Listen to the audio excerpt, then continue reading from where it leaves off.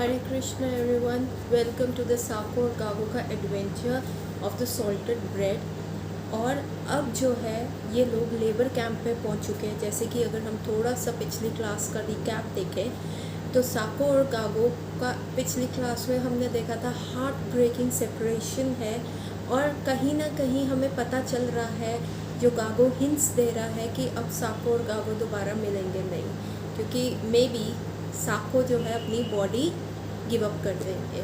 So labour camp के इनके struggles को देखते हुए आगे आज हम कहानी बढ़ाएंगे। एंड बिलीव मी, जो आज की कहानी है फुल ऑफ एडवेंचर है, फुल ऑफ ड्रामा है, फुल ऑफ इमोशंस है, फुल ऑफ एक स्ट्रगल है, फुल ऑफ फाइट है। और जो भी यहाँ शब्द लिखे हुए हैं, जो भी बयान किए जा रहे हैं, ये एक रियल बंदे के रियल लाइफ स्टोरी है, जो सनातन धर्म में पैदा नहीं हुए, लेकिन सनातन धर्म के लिए, लॉर्ड श्री कृष्णा के लिए, अपने गुरु के लिए किस हद तक जा सकते हैं। तो ये हम जैसे लोग जो कि हम इस धर्म में पैदा हुए और हम यहाँ पे पले बड़े हुए हैं, हमने इसको सो चीप ले लिया, और उन लोगों ने इसको एज ए डायमंड लिया। उन लोगों ने इसको ऐसे लगा कि जैसे उन्होंने अलादीन का खजाना पा लिया हो, अलादीन का वो लैम्प पा लिया हो जिससे उनको खजाना मिल गया हो, और उसके लिए वो हर तरीके में एवरी वे आउट वो उसके लिए गए। सो अब स्टोरी को साको और गागो के एडवेंचरस रंग को आगे बढ़ाते हुए, एंड बिलीव मी आज का बिल्कुल एकदम मिरेकलस है। चीज़ें कैसे होती हैं, कृष्णा कैसे, मतलब अगर आप सरेंडर कर देते हो कृष्णा को तो हाउ कृष्णा हेल्प्स यू, कैसे कृष्णा अपनी तरफ अट्रैक्ट करते हैं और कैसे कृष्णा हेल्प करते हैं। मतलब every struggled condition they had, Sako and Gago had, they saw Krishna's hand. उन्होंने हर पल एवरी मूवमेंट में कृष्णा को दिया। और बिलीव मी, इतने वर्स कंडीशंस पे जाते हुए भी उन्होंने कृष्णा को गाली नहीं दी, उन्होंने गॉड को ब्लेम नहीं किया, कृष्णा को ब्लेम नहीं किया, कहीं पे भी उन्होंने कृष्णा को ब्लेम नहीं किया। उन्होंने हमेशा यही कहा, oh Krishna, okay that's what you want from me, नचाओ नचाओ प्रभु, हम आपके हाथ की कठपुतली हैं, जैसे आपको लगता है नचाओ नचाओ। और श्रीमद् भागवतम में मुझे याद आ रहा है कि ब्रह्मा जी की प्रेयर्स में यही लिखा है कि जो भक्त अपने कर्मास का जो भी लेखा जोखा, वैसे तो भक्त का कोई कर्मा होता नहीं है, प्रारब्ध कर्मा नहीं होता, कृष्णा उनकी लाइफ में ये सारी सिचुएशंस लाते हैं ताकि वो दिखा सके जगत को कि देखो मेरा भक्त कितना टॉलरेंट है, देखो मेरा भक्त कितना स्ट्रॉन्ग है। भक्त की ख्याति करने के लिए, भक्त का पॉपुलर करने के लिए कृष्णा ऐसी सिचुएशंस भक्त की लाइफ में रहते हैं, एंड हाउ दे पावरफुली एकदम कम्बैक्ट करते हैं उनसे, और स्टिल भगवान का शुक्राना करते हुए आगे चलते हैं। तो कृष्णा ये दिखाते हैं, उस भक्त की ख्याति बढ़ाते हैं। सो आज की पूरी स्टोरी जो जहाँ तक हम पढ़ेंगे, जहाँ तक हम सुनेंगे, वो ऐसी ही है कि कैसे इनकी लाइफ में प्रॉब्लम्स आई और कैसे इन्होंने हंस के फेस किया, and how they remember Krishna every time. So अब क्या है, साको और गागो बिछुड़ चुके हैं, और गागो जो है एक कैंप में आया है, एक अभी वो कैंप में जाने वाले हैं। तो लेकिन कैंप से पहले ना वो एक कलेक्टिंग जेल में आए हैं जिसका नाम एक्टीरिया जेल है, जो इतना छोटा है, उसकी सीलिंग इतनी छोटी है, और वो इतनी डिस्गस्टिंग बिल्डिंग है। और कहा जाता है इसका नाम एक्टीरिया जेल क्यों पड़ा, क्योंकि जो एक एम्प्रेस थी एक्टीरिया, रशियन हिस्ट्री में, वो ये जेल उसने बनाया था ताकि वहाँ पे वो लोगों को ला के टॉर्चर करती थी। उसका एक सैडिस्टिक प्लेजर था लोगों को टॉर्चर करने का। तो जो सीलिंग थी वो हाफ राउंड शेप की थी, और ऐसा लगता था कि वो आपको ना सीलिंग नीचे दबा रही है। छोटी सीलिंग थी और राउंड शेप की सीलिंग थी, और ऐसा फील होता था कि आप अंदर घुसते ही कि वो सीलिंग जो है आपको दबा रही है, और आप हमेशा अपना सर बचा के यूँ क्राउच करते हुए चलते थे। और मतलब बहुत ही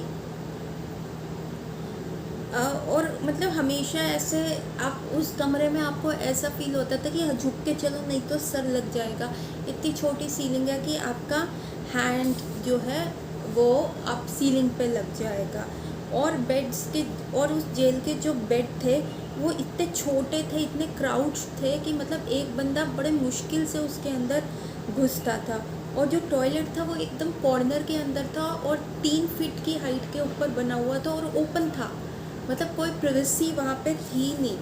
और एक ही कमरे में इतने छोटे छोटे टाइनी बेड्स, पूरा कंजेस्टेड, और एक ही कमरे में 35-36 लोगों को उस कमरे में घुसेड़ा गया था और वो लोग बड़ी मुश्किल से वहाँ रहते थे।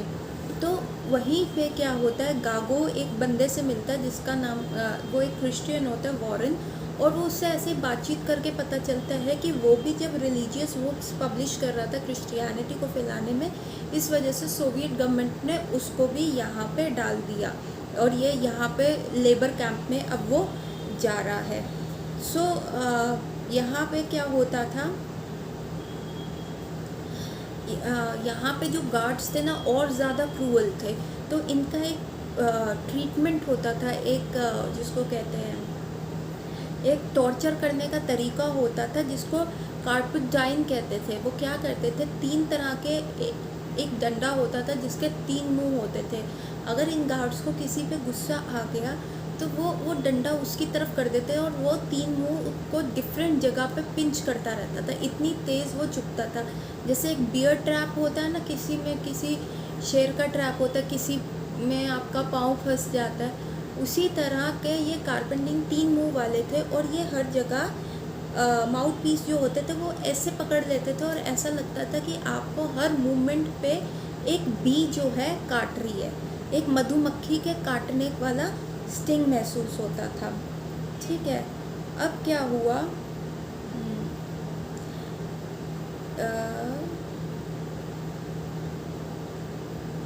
यहाँ पे क्या हुआ कि प्रीचिंग बहुत आसान हो गई थी इन लोगों के लिए, गागों के लिए, क्योंकि गार्ड्स की ना ड्यूटी बहुत जल्दी जल्दी चेंज होती थी और गार्ड्स को पहचान नहीं थी कि कौन प्रीच कर रहा है, कैसे प्रीच कर रहा है, कैसे कोई प्रीचिंग मिशन चल रहा है या कुछ भी है। तो ना गार्ड्स की ड्यूटी बहुत जल्दी जल्दी चेंज होती थी। तो इन लोगों को पता था कि अब ये गार्ड्स की नज़रों में आते नहीं थे। और धीरे धीरे ना यहाँ पे क्या होता था, एक मेन चीफ होता था और वो सबको कैंप ड्यूटीज़ प्रनाउंस करता था कि तुमने ये काम करना है। तो भरी गर्मियों में भी भार पत्थर तुड़वाते थे या भरी सर्दियों में, मतलब एकदम इनह्यूमन एनवायरनमेंट में आपको काम दिया जाता था। लेकिन 10th ग्रेड का जो काम था ना वो सबसे सिंपल था, वो था सिलने का। हालांकि वो भी मुश्किल था, लेकिन कंपैरेटिवली 10 जो वो काम डिस्ट्रीब्यूट होते थे 10 लेवल्स में जहाँ पे वो काम दिया जाता था, उस हिसाब से जो 10th ग्रेड का काम था वो बहुत ही इजी था। मतलब 8 घंटे एक ही पोजीशन में बैठ के अपने सिलाई करनी है। तो सब यही प्रे करते थे कि हमें वो 10th वाले डिपार्टमेंट में काम मिल जाए। तो सब चीफ से मिलने जाते थे और वहाँ पे गागो का भी नंबर आया। वो जब चीफ से मिलने गया तो उस चीफ ने जब उसका रिकॉर्ड पढ़ा, उसने कहा ये तुमको यहाँ क्यों भेजा है। वो कहता देखो मेरे को भी नहीं समझ आया हमें क्यों भेजा है। कहता तुम्हें क्या रिफॉर्मेशन की ज़रूरत है, क्या तुमने तो सिर्फ कृष्णा की बुक्स बेची हैं। वो कहते एग्जैक्टली सर, मैंने तो सिर्फ यही किया है। और वो लोग मेरे को कह रहे थे कि ऐसे पेपर्स साइन कर दो, अपने गुरु के अगेंस्ट कर दो, वो टीवी और मीडिया में उन पेपर्स को यूज़ करेंगे। पर मैंने कहा इससे अच्छा मैं साइबेरिया में जाके वाइट बियर्स का नाश्ता बन जाऊँ, सफ़ेद भालुओं का नाश्ता बन जाऊँ, लेकिन मैं कभी भी ये पेपर्स साइन नहीं करूँगे। तो वो चीफ कहता देखो अभी भी तुम्हारे पास वो ऑप्शन है, अगर तुम ये पेपर्स साइन कर दोगे तो तुम्हें हम वापस भेज देंगे। पर गागो एकदम डायरेक्टली मना कर देता है। तो चीफ उसको इमोशनली रिलीजियसली ब्लैकमेल करते हुए कहता है अगर तुम ये पेपर साइन करके बच जाओगे तो कृष्णा तुम्हें माफ़ कर देंगे, कृष्णा इतने हार्ड नहीं है। लेकिन गागो कहता है कृष्णा तो डेफिनेटली मुझे माफ़ कर देंगे, लेकिन मैं अपने आप को नहीं माफ़ कर पाऊँगा अपने गुरु और कृष्णा को धोखा देके। तो देखिए कैसे इन लोगों का ट्रस्ट और बिलीफ सिस्टम था। और फिर वो ये चीफ बड़ा इम्प्रेस हो गया। वो कहता है हाँ शायद मैं भी तुम्हारी पोजीशन पे होता तो मैं भी इन पेपर्स पे नहीं साइन करता, तो तुम बताओ तुम क्या करते हो। तो चीफ ने ऐसे पूछना शुरू किया। इसने कहा सर मैं अपना कृष्णा कॉन्शियस, मैं तो एक बहुत आम लड़का हूँ, मैं तो अपना कृष्णा कॉन्शियस प्रैक्टिस कर रहा था। मैं अपनी माँ और भाई के साथ रहता हूँ जो दोनों टेलर्स हैं और वो बिज़नेस करते रहते हैं उसका, और मैं भी उनके साथ थोड़ा बहुत सिल लेता था। तो उसने अब गागो को ऑल्दो उसकी माँ और भाई का कोई बिजनेस नहीं था, वो तो जस्ट ऐसे छोटा मोटा टेलरिंग का काम करते रहते थे, पर समहाउ गागो को लगा ये झूठ नहीं था। Someone in my heart asked me to say so. गागो को लगा कोई मेरे हार्ट में बैठा हुआ है, वो मेरे को पुश कर रहा था ये बोलने के लिए। तो उससे समझ आया कि Krishna was inspiring me from inside कि तुम यही चीज़ बोलो और ऐसे ही तुम बाहर निकल पाओगे। तो जब ये उसने सब बोला तो चीफ ने कहा अच्छा तुम्हें, चीफ का ना थोड़ा सा उसके प्रति जैसे था ना झुकाव हो गया कि कैसे वो अपने असूलों का पक्का है, कैसे वो बच नहीं कर रहा, इतनी सफरिंग्स लेने को तैयार है। तो चीफ का थोड़ा उसने कहा अच्छा तुम्हें टेलरिंग आती है? तो गागो ने कहा हाँ आती है, जबकि उसको इतनी अच्छे से नहीं आती थी। उसके जैसे उसने बड़ा वाउच किया था कि मेरे जो मम्मी और ब्रदर हैं वो बहुत बड़े बिजनेस हैं, उनका टेलरिंग का काम चलता है, ऐसा कुछ नहीं था, वो तो एक छोटे मोटे टेलर्स थे और गागो सिर्फ कभी कभार उनकी हेल्प कर देता था, वर्ले वर्ले।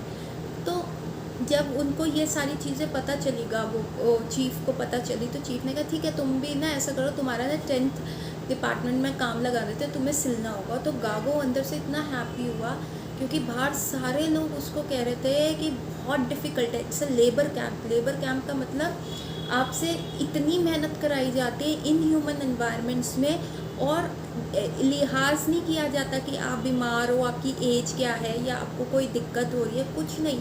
तो ये लेबर कैंप का ना हुआ था वहाँ पे, और एक्चुअल में यहाँ पे जो वो चीफ था वहाँ पे, केजीबी का चीफ था, जिसने गागो को कहा था ये तुम साइन कर दो नहीं तो मैं तुम्हें साइबेरिया के लेबर कैंप में भेज दूंगा, या तो तुम भूख से मर जाओगे या तो तुम सफ़ेद भालुओं का नाश्ता बन जाओगे। तो ये लेबर कैंप एक्चुअली इतना तोड़ता था बंदे को कि बंदा भूख से मर जाता था या काम करते करते मर जाता था।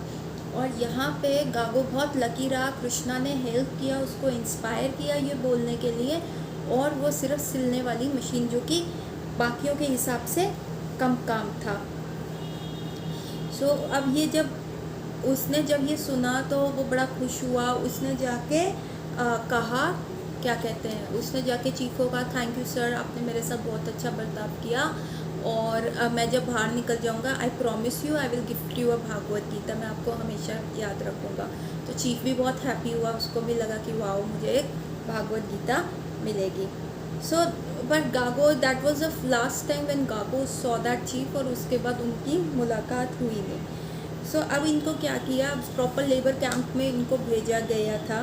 तो अब इनका न्यू लुक क्या था, इनके पूरे बाल कर दिए, इनको बिल्कुल बाल्ड कर दिया और उनको काले कपड़े दे दिए गए पहनने के लिए। और जो इनके कपड़े थे उसको फोल्ड करके वहाँ पे जब 2 साल के बाद ये वापस आएंगे तो वो कपड़े उनको तब मिलेंगे। तो नाम और स्लीप के साथ उन कपड़ों को एक जगह रखा गया।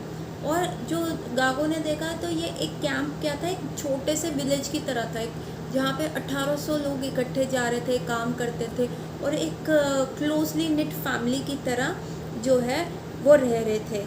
और वहाँ पे हर चीज़ जो थी ना मेटल की बनी हुई थी, मतलब जो दीवारें थी, विंडोज़ थी, हर चीज़ में कि कोई भी छेद करके उस लेबर कैंप से भाग ना जाए।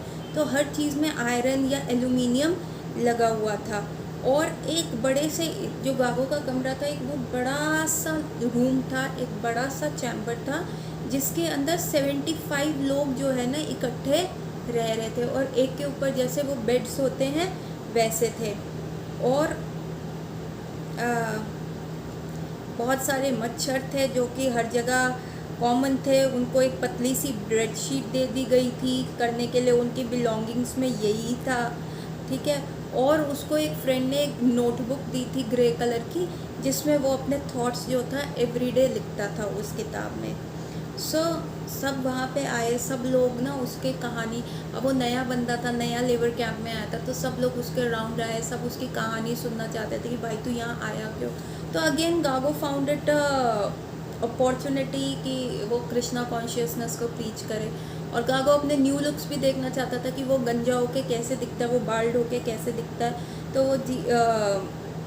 तो वो क्या करता है, टॉयलेट में जाता है। इन 75 लोगों के लिए 1-2 बाथरूम्स हुआ करते थे, वहाँ पे मिरर था, तो गागो वहाँ जाके देखता है और उसके बाद ना ज़ोर ज़ोर से बेल रिंग होनी शुरू हो जाती है। तो गागो कंफ्यूज होता है कि ये क्या हो रहा है। तो वहाँ बैठा हुआ एक इनमेट उसको बताता है कि भाई ऐसा है, यहाँ पे ना जैसे ये रिंग हो सब काम धाम छोड़ के नीचे जाना होता है और वहाँ जो सारे गार्ड्स हैं हमें काउंट करते हैं, वो हमारे को एक्चुअल पोजीशन बता देते हैं कि तुमने यहाँ पे खड़े होना है और वो जो है हमको काउंट करते हैं। और ऐसे ही मैं ना जल्दी जल्दी भागता हुआ जा रहा था, लेकिन तभी एक मोटे आदमी ने मेरे को धक्का दिया और तभी किसी ने मेरे कान में ज़ोर से चिल्लाया, दिस इज़ योर एग्ज़ाम, ये तुम्हारा टेस्ट है।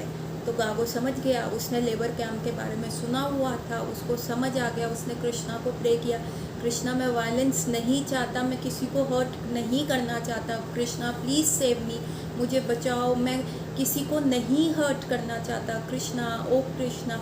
उसने बहुत ज़ोर से प्रे किया और फिर वो खड़ा हुआ और उसने उस मोटे आदमी को ट्रेस किया और वहाँ जाके उसने उसे बहुत गंदे से मारा। क्योंकि ऐसा था, उसने सुना था लेबर कैंप में कि अगर कोई बंदा तुमको पुश करता है या तुम्हारा नया समझ के, इनोसेंट समझ के तुम्हें धक्का देता है और अगर तुम रिवर्ट बैक नहीं करते तो वो तुम्हें नौकर बना लेता है, वो तुम्हें नौकरों की तरह सलूक करता है और वो तुमको ऐसे मतलब ऐसे और भी लोगों की हिम्मत बढ़ती है और वो तुमको ऐसे ट्रीट करते हैं कि जैसे तुम उनके नौकर हो।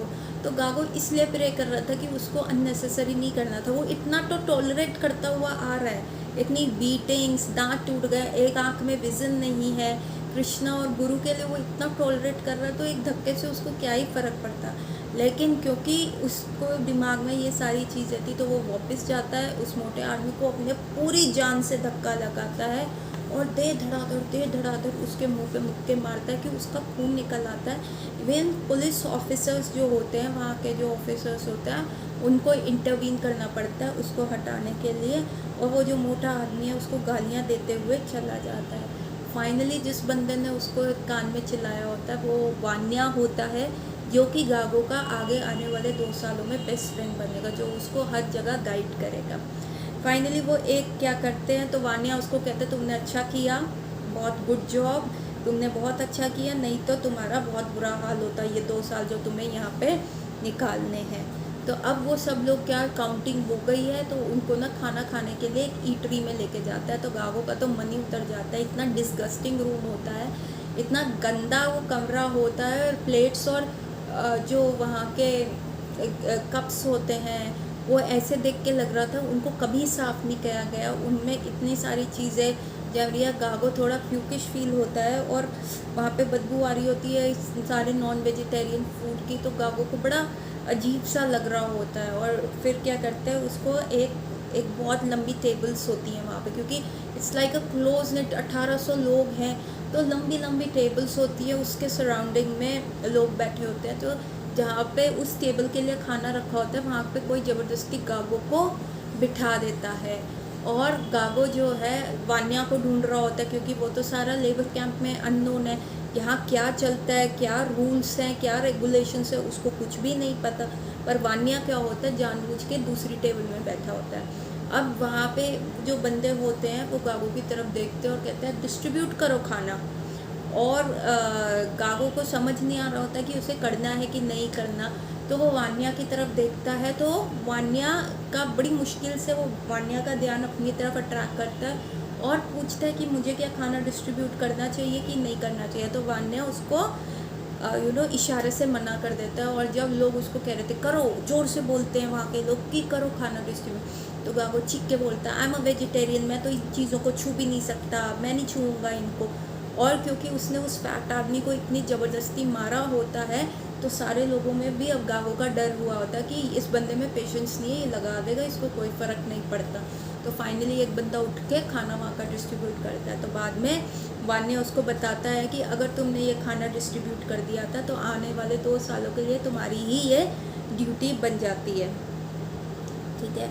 सो अब ये क्या करता है, गागो को वहाँ खा नहीं सकता, वो वेजिटेरियन है, तो वहाँ क्या करता है कि वहाँ जो ब्रेड होती है वो लेके आ रहा होता है, लेकिन पुलिस ऑफिसर उसकी ब्रेड फेंक देता है। वो कहते हैं खाना है तो इस रूम में खाओ, वरना तुम अपने जेल के रूम में जो कैंप है उसमें तुम ये खाना नहीं लेके जा सकते। तो वान्या जो होता है वो बताता है कि देखो यहाँ पे तुम खाना नहीं लेके से आ सकते, तो तुम ब्रेड वहीं क्यों नहीं खा लेते। वो कहते हैं ब्रेड इतनी सूखी है, मुझे थोड़ा नमक चाहिए और थोड़ा सा पानी चाहिए ताकि मैं उसको डाइल्यूट करके खा सकूँ, तो मैं ब्रेड ऐसे नहीं खा सकता। तो वान्या उसे बताता है अगर तुम्हें लेना है ना तो ब्रेड को तुम अपनी कैप में, ब्रेड में सर में छुपा के ला सकते हो, ऐसे हाथ में पकड़ के लाओगे तो तुम्हारी को वो ब्रेड लेके नहीं जाने देंगे। दूसरा, वान्या उसको सारे डूज एंड डोंट्स बता रहा होता है। कहते हैं और यहाँ का जो पानी है ना मत पीना, ये पानी सीधा जो सामने वो रिवर बह रहा है उसमें से लाते हैं, वहीं पे सारा सीवेज जाता है, वहीं पे सब कुछ जाता है, तो तुम ये पानी मत पीना, पानी पीना है तो बॉईल करना। तो वान्या उसको जुगाड़ बताता है पानी बॉईल करने के लिए। तो वो 2 ब्लेड्स होते हैं, वो एक वुडन स्टिक से अटैच होते हैं और जो उनमें एक वायर लगी होती है जो आप सॉकेट में डाल देते थे, तो उससे क्या होता था उनमें करंट आता था और वो ब्लेड्स में वो करंट पानी में जाता था, जिसकी वजह से वो पानी बॉईल होता था और फाइनली वो पानी पीने लायक होता था। तो वान्या कहता है देखो जब तुम फर्स्ट टाइम ऐसे पानी बॉईल करोगे वो मत पीना, क्योंकि ब्लेड्स नए हैं तो ये भी कुछ केमिकल रिलीज़ करते हैं, बट अगली बार से जब तुम ये चीज़ करने लगोगे तब वो पानी सेफ़ होगा। तो वहाँ जाके सबका जुगाड़ सब चल रहा था और गागो को अब अपना नए वर्क प्लेस पे जाना था।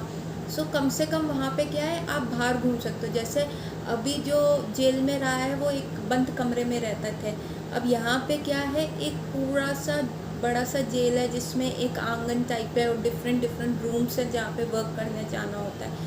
तो गागो जो है वो खुले स्काई में कभी भी घूम सकते थे, वहाँ जा सकते थे। तो गागो अब वहाँ पे जाता है और वहाँ पे वो बहुत सारे लोगों से मिलता है और वहाँ पे एक आदमी से मिलता है अपने वर्क प्लेस पे।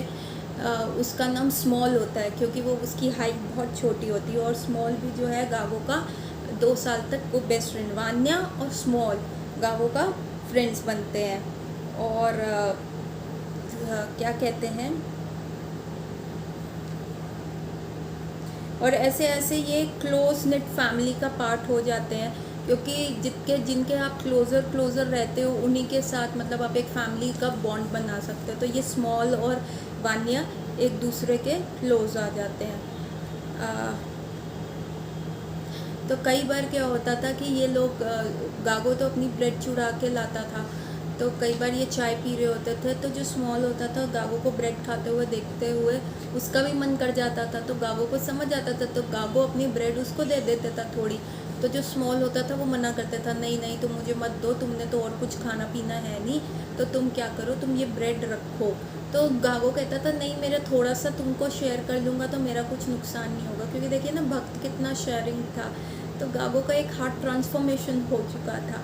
तो गागो जब वो उसको ब्रेड दे देता है और कहता है जब वो मैं अपनी बाकी बची हुई ब्रेड खाता था तो वो ब्रेड मेरे को बहुत टेस्टी लगती थी। और अगेन गागो ने फिर से वो ब्रेड्स की बीड्स बनाई और अपने पास रखी। लेकिन उधर क्या होता था उस लेबर कैंप में क्या होता था, महीने में या 15 दिन में एक बार पूरे कैंप की छानबीन की जाती थी कि कुछ है तो नहीं, कुछ कपड़े तो नहीं हैं, कुछ अंदर रखा तो नहीं हुआ, किसी ने कुछ छुपा के चीज़ें रखी तो नहीं हुई। तो पूरा बेडशीट्स निकाली जाती थी, पिल्लोज़ को खोला जाता था, हर चीज़ सब सारी चीज़ें खोली जाती थी। तो ऐसे ही गागो की जो है ना बीड्स पकड़ी गई और गागो को बड़ा दुख लगा कि ब्रेड की बीड्स मेरी थी वो पकड़ी गई और वो गार्ड हमेशा ले जाता था। तो वो तब वान्या ने उसको एक और तरीका बताया, क्योंकि वान्या भी सुइंग डिपार्टमेंट था, तो वो कहता है जो मशीन है ना वो हर काम कर सकती है।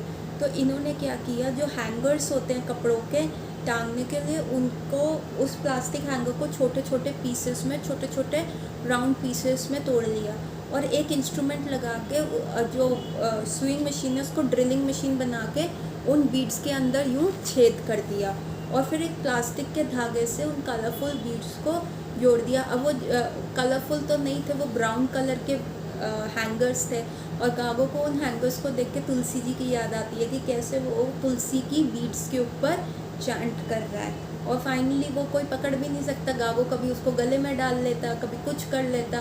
तो अब जब अगली बार इंस्पेक्शन होता या कुछ ऐसा होता तो किसी को सस्पिशन नहीं होता। और ऐसे ऐसे वो स्यू करते रहते थे। उनका एक कोटा था गारमेंट स्यूइंग का कि इतना ज़्यादा उनको करना ही था। अब वो 8 घंटे लगातार ये काम करते रहते तो कईयों की कमर में बहुत दर्द हो जाता, ठीक है। और अगर गार्ड्स देखते कि वो ऐसे सुस्ता रहे हैं या कुछ है तो वो स्टिक्स लेके आते और अपने बैटोन से, जो बड़ी बड़ी लाठियाँ उनके हाथ में होती थी, उनको मारते थे। मतलब इतना उनके ऊपर जुल्म किया जाता था, इनह्यूमन ट्रीटमेंट वहाँ से किया जाता था। और गर्मियों में तो चलो ठीक है आप काम कर सकते हो, विंटर्स में इट वॉज़ वेरी डिफ़िकल्ट कि वो कैसे काम करते। उनके इतनी ठंड पड़ती थी साइबेरिया में कि हाथ सुन पड़ जाते। और एक बार क्या हुआ, सिलते सिलते रात को एक बंदा बहुत तेज़ से चिल्लाया। क्योंकि उसको पता ही नहीं चला, उसकी फिंगर्स ऐसी वो हो गई थी, क्या कहते हैं, उसकी सुन पड़ गई थी कि वो अपनी फिंगर्स को जैसे ऐसे करके सिल रहा है तो वो अपनी फिंगर्स के ऊपर मशीन चला गया, सिलता गया 3 फिंगर्स उसकी सिल गई। पर जब वो मशीन की सुई टूटी और खून आया तब वो चिल्लाया। उसने क्या किया, और उसको बहुत गंदे से उसको रिप करना पड़ा रात। क्योंकि इन लोगों की क्या होता था, नाइट शिफ्ट भी लगती थी। क्या दिन में तो चलो ये काम कर लेते थे, कई बार नाइट शिफ्ट लगती थी तो रात को जागना इनके लिए इतना मुश्किल होता था। ऊपर से गार्ड्स मार रहे हैं, ऊपर से इतनी ठंड पड़ रही है। एक बार गागो के साथ भी हुआ, ऑल्दो गागो ग्लव्स पहन के जाता था और अपनी फिंगर्स को गर्म करने का पूरा करता था, लेकिन एक बार गागो ने भी अपनी 2 फिंगर्स को सिल दिया था। और फटाफट उसने क्या करता, और ये कैसे बचाते थे कि फिंगर्स में ग्लव्स तो पहनते थे लेकिन ठंड इतनी थी कि हाथ सुन पड़ जाता था, तो ये हाथों में ना कट लगा देते थे ताकि हाथों में सेंसेशन रहे। अब जब गागो से ऐसा हो गया कि उसकी भी 2 फिंगर्स सिल गई तो उसने बैंडेज किया, खून को साफ़ किया और फिर से अपना काम किया। तो बहुत मुश्किल था इवन टॉयलेट जाने के लिए, और टॉयलेट भी जो इनका था ना बहुत आभार की तरफ था कि कैसे जाएं। और टेम्परेचर जो होता था -42 -52 डिग्री सेल्सियस होता था, और इनको ऐसे कपड़े भी नहीं दिए जाते थे। और जब भी हम मतलब इतना कई बार इनको इतनी ठंड होती थी तो काम जो होता इनका रुक जाता था। तो गागो कहते सिर्फ उस समय हम क्या फील करते कि हम स्कूल बॉयज़ हैं और आज हमारी छुट्टी हो गई है और हम ना बाहर इंजॉय कर रहे हैं। तो क्योंकि गागो सिर्फ ब्रेड खा रहा था और उसके पास मतलब कुछ प्रॉपर न्यूट्रिशन नहीं था, तो उसके गम्स वीक हो गए थे और जो उसके दांत थे ना वो छूट रहे थे, बार बार बाहर की तरफ आ रहे थे। और क्या हुआ, वान्या ने उसको कहा कि भाई तुम ऐसा करो, तुम ब्रेड तो खा रहे हो, तुम अनियन गार्लिक नहीं खाते, लेकिन अगर तुम ब्रेड के ऊपर हल्का सा गार्लिक का प्रेस लगा लोगे तो तुम्हारे गम्स में ना सूजन नहीं आएगी और तुम जो है वो खा पाओगे। पर गागो ने पहले मना कर दिया कि मैं नहीं खाऊंगा क्योंकि अनियन गार्लिक नहीं वो होता, हमारे में नहीं होता, इट्स अगेंस्ट आवर रूल्स। सो तब उन्होंने कहा कि भाई जब गागो ने 2-3 अपने दांत स्वैलो कर लिए तब गागो को लगा कि मेरे को पूछ लेना चाहिए। तो ये एक कैंप की मेल थी, तो इसने जाके पूछा कि मैं सेंस ग्रेटिफिकेशन के लिए नहीं खा रहा, तो क्या मैं अपने दांतों को बचाने के लिए कर सकता हूँ। तो जब वहाँ से हाँ आई तो गागो फिर भी गार्लिक क्या करता था, सिर्फ अपने दांतों पे लगा लेता था और टेस्ट नहीं करता था, पर बड़े जुगाड़ के साथ उसने ब्रेड खाई ताकि उसके दांत जो है गम्स की स्वेलिंग बच जाए। और यहीं से जो होता था ना कैंप का मेल चलता था। तो इसी कैंप में उसे सच्ची सुताका, जो साको की भी एक लेटर मिली थी, उसने बताया कि मैं बाहर काम कर रहा हूँ, मेरी मतलब साको का भी कैंप पास में था लेकिन साको बहुत ही इनह्यूमन कंडीशंस में बाहर काम कर रहा था। वो बहुत बीमार हो गया था, इतना पतला हो चुका था।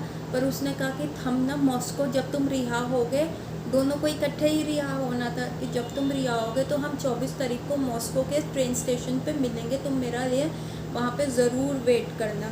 और वो कहते हैं यहाँ पे इतना गंदा खाना मिलता है और इतना इनह्यूमन तरीके से काम कराया जाता है कि मैंने इसके लिए रिवोल्ट किया, मैंने खाना पीना सब छोड़ दिया, पर यहाँ कुछ नहीं हुआ। इन लोगों ने मेरे को बहुत मारा, मैं बहुत बीमार हो चुका हूँ, मुझे टीबी हो चुका है, मुझे ट्यूबरकुलोसिस हो चुका है और मैं यहाँ कैंप के हॉस्पिटल में बहुत क्रिटिकल कंडीशन में हूँ और मुझे पता नहीं। पर हम 24 जनवरी को जब हम रिटर्न करेंगे तो हम मॉस्को के ट्रेन स्टेशन पे ज़रूर मिलेंगे।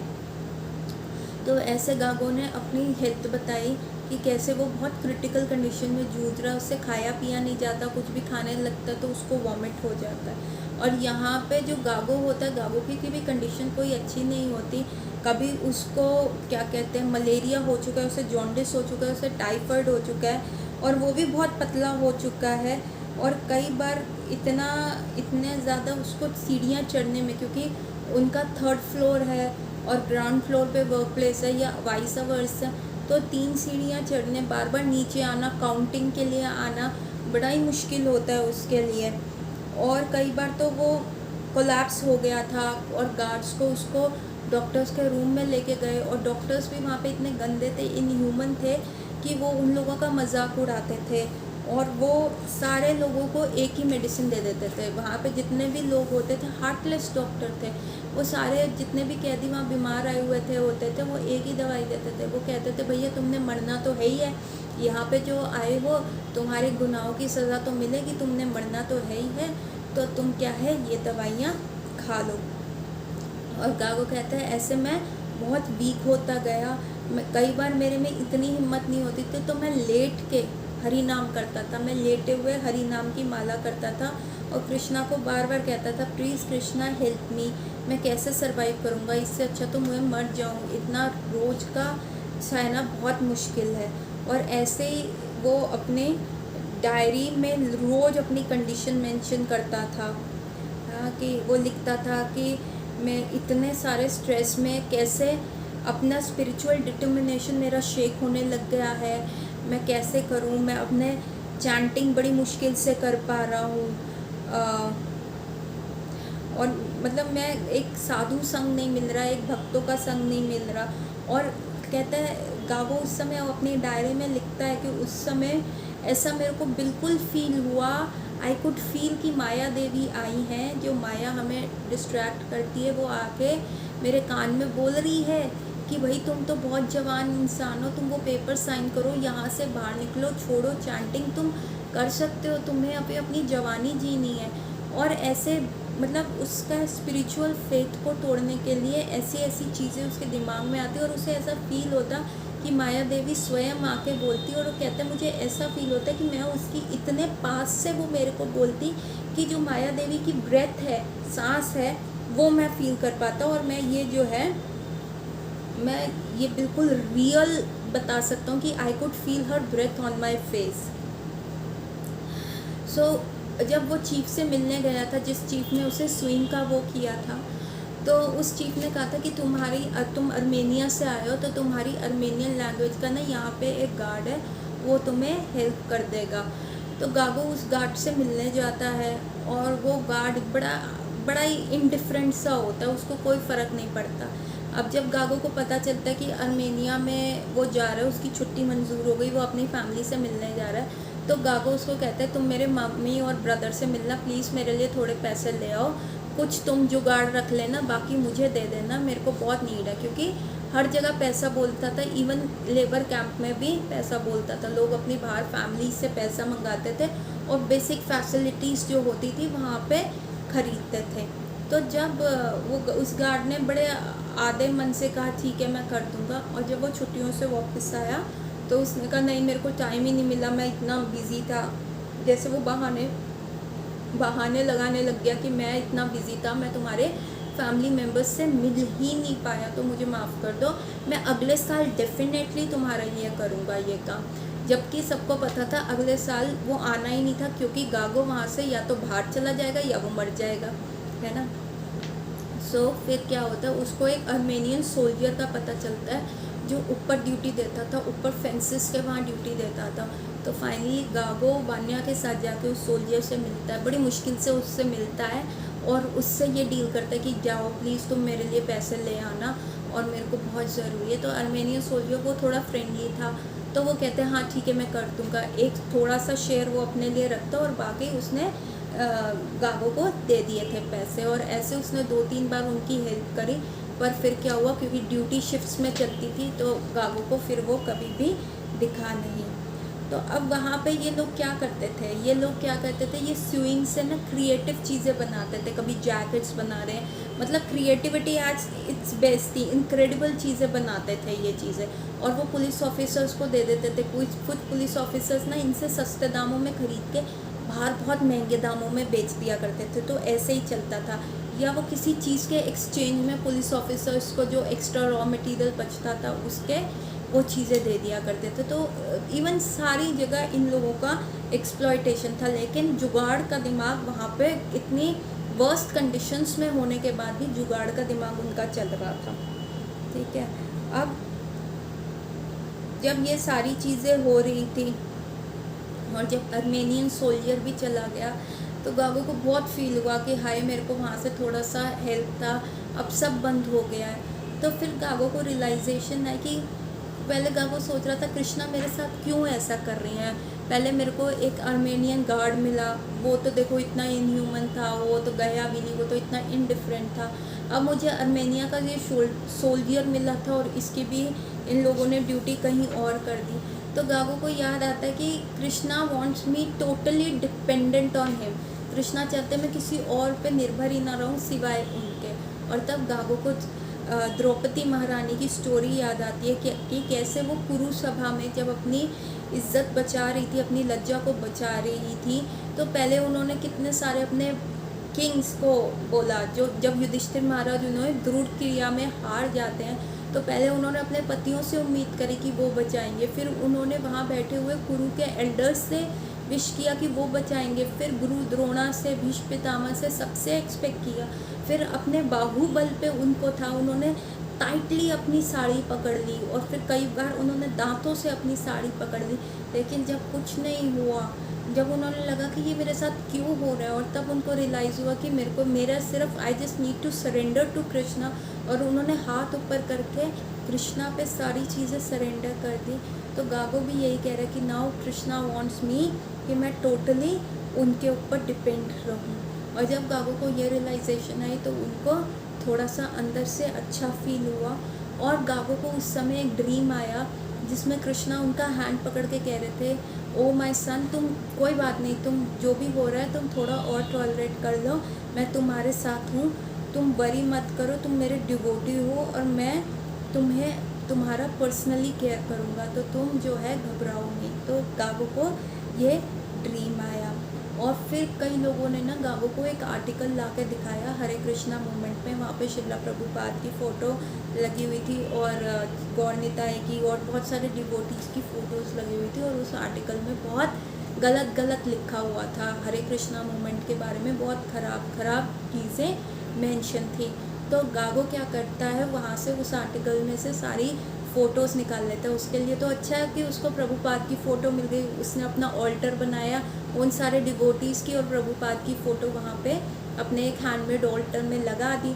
और जैसे इंद्र ने कृष्ण को जब देखा था, जब कृष्ण ने उनकी पूजा, इंद्र पूजा बंद करी थी, और तब इंद्र ने एक श्लोक बोला था कृष्ण को, बड़े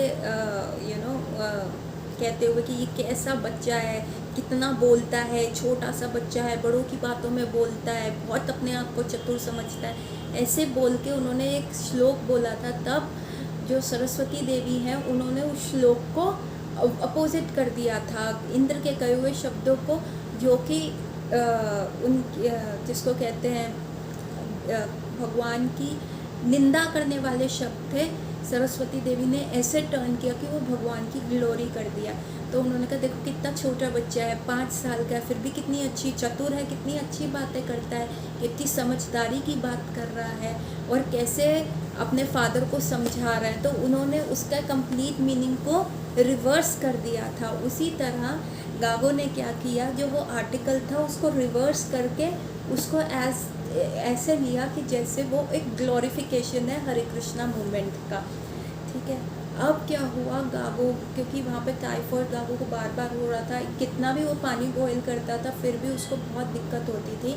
तो गागो को डायरिया लग गया, उसको बार बार लूज मोशन लग गए, और वो इतना ज़्यादा वीक हो गया। और 3rd फ्लोर से नीचे आना, वहाँ पे टॉयलेट्स थे, और वो जब तक नीचे आता उसके पेट में इतना दर्द होता, वो इतना वीक हो गया, कभी वो सीढ़ियों में कोलैप्स कर देता, कभी वो सीढ़ी पकड़ पकड़ के आता, कभी स्टेयर्स में बैठ जाता, कभी जब वो टॉयलेट करके जस्ट ऊपर लेटता फिर उसके पेट में मरोड़ उठता और वो फिर नीचे आता, और कई बार ठंडे फर्श पे सीढ़ियों में बैठने से भी उसके पेट में दर्द उठ जाता। तो बहुत ही वर्स कंडीशन में था, और वो बहुत स्किनी हो चुका था, बिल्कुल उसके कपड़े बहुत लाइट हो गए थे, वो बिल्कुल कांकड़ा हो गया था।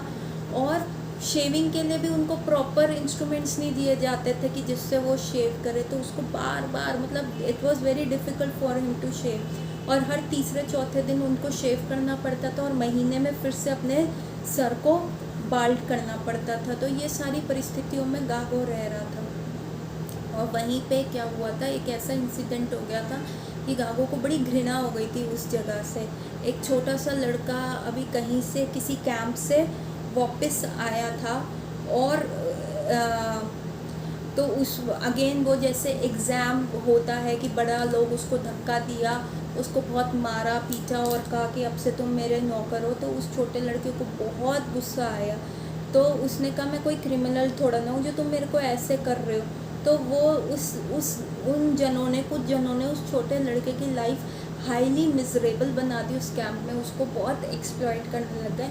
फाइनली वो जो छोटा लड़का जस्ट अभी टीनेज में आया था, उसने क्या किया, एक नाइफ़ ले गया और जो बंदा उसकी लाइफ ख़राब कर रहा था उसको स्टैब कर दिया और वो मर गया। और फिर जाके गार्ड्स को उसने बता दिया, और उसकी सज़ा क्या है, 12 साल तक हो गई। मतलब ऐसी किलिंग्स जो थी ना, इतना ज़्यादा वहाँ पे कैंप्स में हुआ करती थी उस एग्ज़ाम्स के चक्कर में कि गागो को बहुत बुरा लगता था। गागो को कई बार उसके ड्रीम्स आते थे कि जैसे कोई उसे ही मार रहा है, लेकिन इन सारी परिस्थितियों में वो कृष्णा का हैंड हमेशा देखता था। अब क्या हुआ, एक बार उसको अनाउंसमेंट आई कि गागो तुम आओ, तुमसे कोई मिलने आया। उसको सबसे पहले लगा शायद वो ड्रीम कर रहा है, ऐसी कोई भी चीज़ नहीं हुई। लेकिन जब उस दूसरी तीसरी बार अनाउंसमेंट हुआ तो गागो उछल गया कि हाँ मुझसे भी कोई मिलने आया। वो इतना हैप्पी हो गया क्योंकि वो प्रे कर रहा था कि हाय मेरे से भी कोई मिलने आए, मेरे को भी पता चले क्या हो रहा है। एकदम डिवोटी संगा का वो बहुत वेट कर रहा था, क्योंकि वो स्पिरिचुअली थोड़ा सा हिल रहा था, क्योंकि बॉडीली डिस्कम्फर्ट इतना ज़्यादा था, इतने बीमार रह रहे थे कि 16 माला करना उनके लिए बहुत मुश्किल हो रहा था। लेकिन फिर भी क्योंकि उन्होंने अपने गुरु को ये वादा किया था तो वो ये सब निभा रहे थे। और फाइनली 2 लोग मिलने आते हैं, हरिदास ठाकुर और नित्यानंद राम। ये 2 डिवोटीज़ होते हैं जो गागो से मिलने आते हैं। वो उसको हरे कृष्णा कहते हैं, और वो बताते हैं हम कितने समय से तुमको मिलने का चाह रहे थे, हम इन लोगों को ब्राइब भी कर रहे थे लेकिन ये लोग मान नहीं रहे थे। आज तो कोई ऑफिसर है वो थोड़ा सा दया दिल का है। तो ये दोनों डिवोटीज़ एक ग्लास वॉल के उधर थे और गागो इधर था, और ये मिल नहीं रहे थे। पर गागो इन दोनों को देख के ओबेसियंस पे करता है, उनको दंडवत प्रणाम करता है, और ग्लास वॉल पे अपना सर रख के प्रणाम करते हैं। और फिर जो फ़ोन्स होते हैं वो उठाते हैं, क्योंकि ग्लास वॉल के इधर उधर वॉइस नहीं जा सकती थी। तो वो डिवोटीज़ एक एक फ़ोन उठाते हैं, और गागो दोनों फ़ोन उठा के अपने दोनों कानों में रखता है, एक फ़ोन इधर और एक फ़ोन इधर रखता है। और फिर वो डिवोटीज़ बताते कि कैसे हम तुमसे ट्राई कर रहे थे मिलने का, लेकिन यहाँ की परिस्थिति इतनी ख़राब है, ये लोग हमको तुमसे मिलने नहीं दे रहे थे, हम ब्राइब भी कर रहे थे। ये तो आज कोई गार्ड चेंज हुआ है तो इसलिए ये हमको करने हैं। तो फिर वो डिवोटीज़ पूछते हैं कि तुम यहाँ पे कैसे वेजिटेरियन खाना खा रहे हो। तो वो कहते हैं मैं सिर्फ ब्रेड खा रहा हूँ। वो कहते हैं हम तुम्हारे लिए प्रसाद लाए हैं, पर ये हमें प्रसाद भी नहीं लेके जाने लगे। तो वो कहते हैं हाँ ये लोग नहीं लेके जाने देंगे, क्योंकि ये कहेंगे कि तुम मर जाओ चाहे कल, लेकिन तुम्हें हम वेजिटेरियन फूड नहीं देंगे, ठीक है। और वो गागो उनको बताता है कि कैसे वो 8 घंटे काम कर रहा है। तो वो डिवोटीज़ उसको कहते हैं कि बताओ हम तुम्हारे लिए क्या करें। तो गागो कहता है प्लीज़ मेरे लिए प्रे करो ताकि मैं अपनी स्पिरिचुअल लाइफ को दृढ़ता से मेंटेन कर पाऊँ। तो लेकिन वो डिवोटीज़ कहते हैं नहीं तुम बताओ। गागो बहुत सारे प्रश्न पूछने लगता है कि बाहर क्या चल रहा है, कैसे चल रहा है। तो वो डिवोटीज़ कह देते हैं देखो ये कॉल सारी रिकॉर्ड होती है, तो let's stick to the specific, हम सिर्फ एक दूसरे का हाल चाल पूछ लेते हैं। तो तब वो डिवोटीज़ इंसिस्ट करते हैं नहीं मटीरियली बताओ हम तुम्हारे लिए क्या करें। प्रेयर्स तो हम तुम्हारे लिए कर रहे हैं, बहुत प्रदर्शन हो रहा है तुम लोगों को बाहर निकालने के लिए, लेकिन बताओ क्या करें। तो गागो कहता है कि तुम मेरे को ना थोड़ा से पैसे दे दो जिससे मैं ब्रेड, शुगर और शेविंग ब्लेड ले लूँ। शेविंग करने में मेरे को बहुत दिक्कत होती है, मेरे को स्किन ख़राब हो जाता है, और थोड़ी सी ब्रेड मैं खा सकूँ शुगर के साथ, क्योंकि सॉल्ट के साथ खाते खाते मेरे दांत ख़राब हो गए हैं। ठीक है, और मैं थोड़ी शुगर खाऊंगा, मेरे को अरसों बीत गए हैं शुगर खाए हुए, तो थोड़ी मेरे अंदर हिम्मत आएगी। तो डिवोटीज़ कहते हैं गार्ड्स तो अलाउ ही नहीं कर रहे, गार्ड्स तो हमें मिलने के लिए भी नहीं अलाउ कर रहे थे, वो कह रहे थे सिर्फ फैमिली मेम्बर्स मीट कर सकते हैं। तो गार्ड कहता है नहीं नहीं, ऐसा नहीं है, ये रूल के अगेंस्ट है, हमें कोई भी 6 महीने में आके एक बार मिल सकता है, और ये सब झूठ बोल रहे हैं, ये हमारा मतलब हमारा शोषण कर रहे हैं। तो वो कहता है कि ठीक है, हम फिर भी ट्राई करेंगे तुम्हें ये सारी चीज़ें देने का। वो पूछता है साको के बारे में बताओ, तो वो कहते हैं साको के बारे में, कहते हैं साको से भी हम मिल के आए हैं, वो तुम्हारे दूसरे कैंप में ही है, यहाँ पे पास में ही है, लेकिन वो तो तुमसे भी ज़्यादा पतला हो गया और बहुत बीमार है, उसको टीबी हो गया है और वो बहुत एकदम पतला सा हो गया है। पर तुम्हारे लिए गुड न्यूज़ ये है कि लास्ट गौर पूर्णिमा में जो ऋषिकेश स्वामी है तुम्हारे गुरु महाराज, उन्होंने तुम दोनों को एक्सेप्ट कर लिया। 25 डिवोटीज़ को इनिशिएट किया गया है और तुम्हें पता नहीं है, तो तुम इनिशिएट हो चुके हो।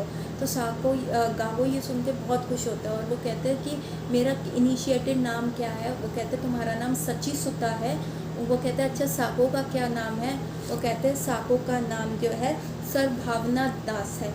तो वो कहते हैं वाओ, ये कितना अच्छा नाम है, और साको और गागो बहुत खुश होता है।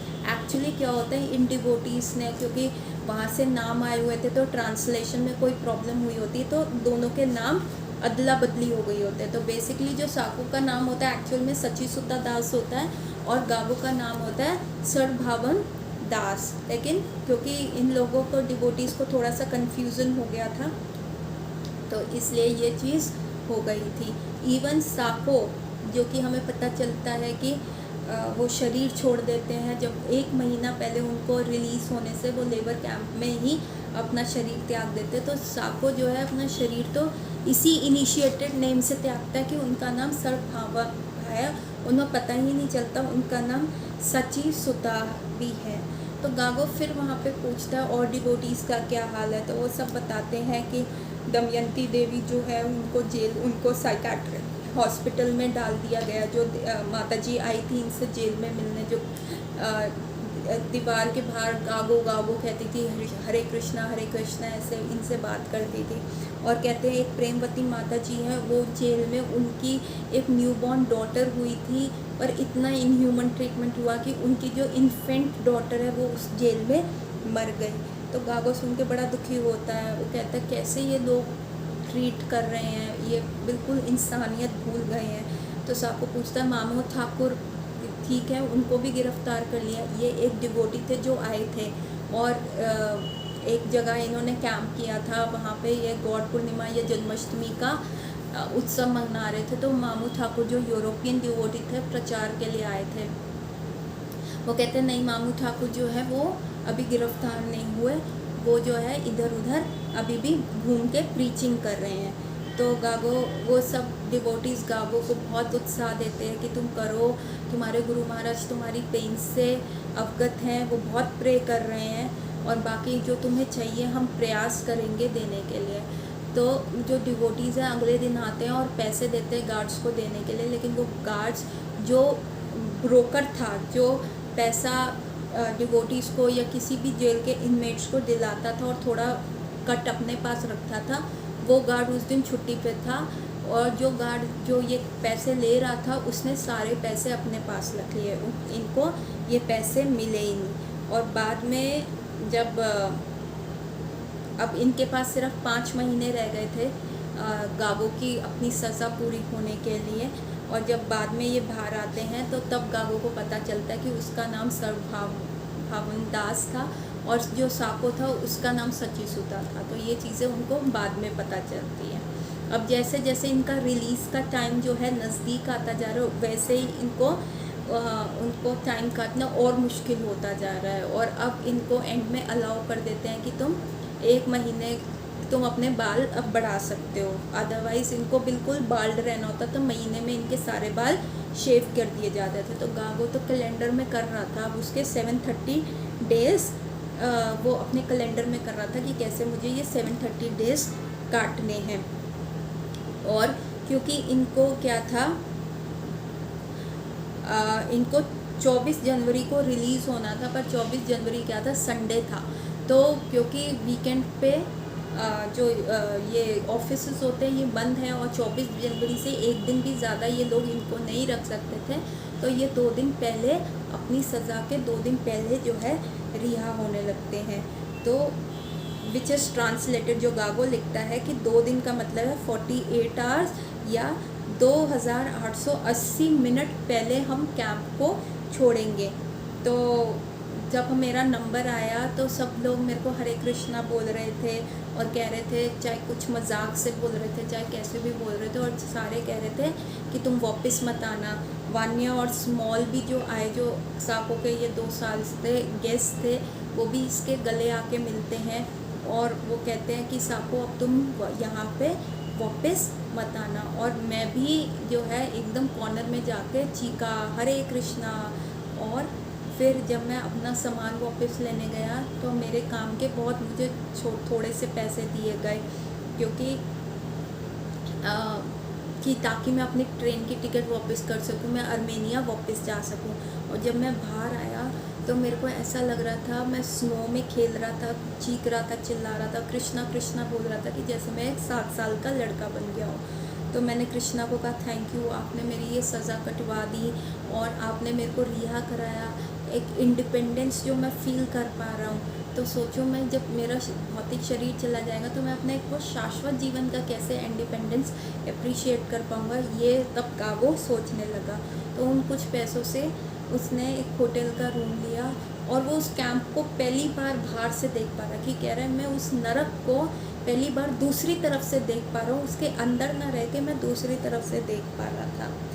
और वो कहता है कि मैं बच गया हूँ, नहीं तो यहाँ पे उसको सफ़ेद भालू तो नहीं दिखे, लेकिन भूखमरी से वो बच गया। और फिर उसने ट्रेन ली, और क्योंकि 24 तारीख को उनको कहाँ मिलना था, मॉस्को में साकोस के साथ मिलना था, तो वो ट्रेन स्टेशन पे जाके साको का वेट करता है। वो 2-3 दिन वहाँ रहता है, पर वहाँ पे साको नहीं आता, तो उसको टेंशन हो रही होती है। तो वो सोच रहा होता है साको मेरे को शायद दोबारा सरप्राइज़ दिएगा पहले की तरह। एक बार क्या हुआ था, जब ये बुक डिस्ट्रीब्यूशन के लिए गए थे तब साको को पुलिस वालों ने पकड़ लिया था और गागो वापस आ गया था।